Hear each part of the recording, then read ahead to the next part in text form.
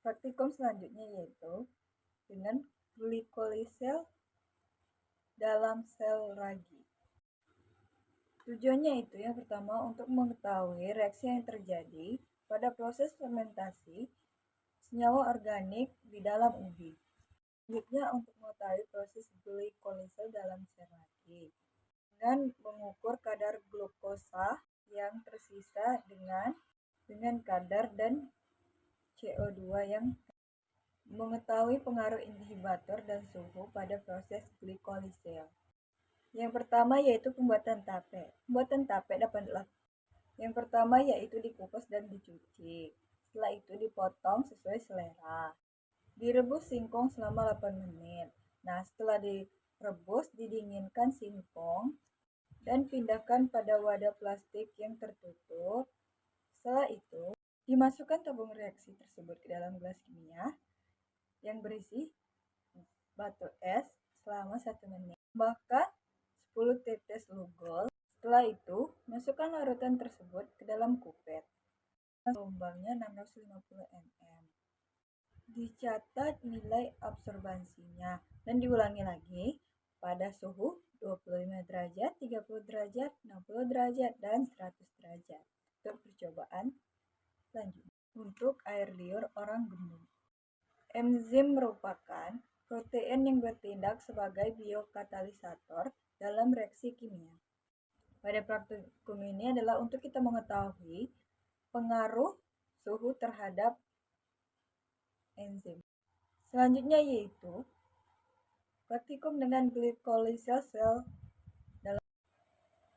Setelah itu ditambahkan ragi secukupnya. Setelah ditambahkan ragi, diamkan selama 3 hari dan tanpa dibuka tutupnya.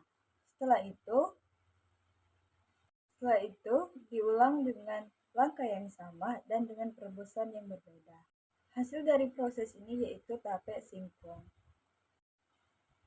Yang kedua yaitu pengamatan ragi di dalam tape. Diambil ekstrak tape singkong sebanyak 7 ml dimasukkan ke dalam tabung reaksi. Ditambahkan 2 ml larutan glukosa ke dalam tabung reaksi. Diguncang tabung reaksi dan kemudian dimasukkan.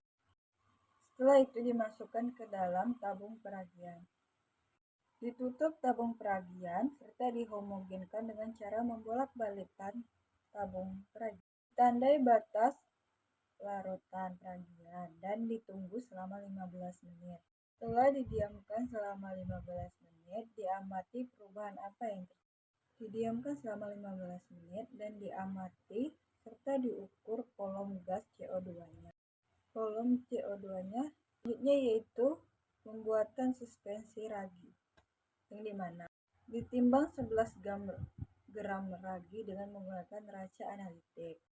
Dilarutkan dengan 50 ml air, dimasukkan ke dalam gelas kimia dan diaduk hingga larut. Siapkan 3 tabung peragian untuk proses glikolisel, di mana ditambahkan 11 gram larutan suspensi ragi ke dalam tabung peragian. Nah, setelah ditambahkan itu 1 ml larutan glukosa. Setelah itu ditutup dengan penyumbat dan ditandai dengan tanda batas. Diamati dan diukur kolom gas yang terdapat pada CO2.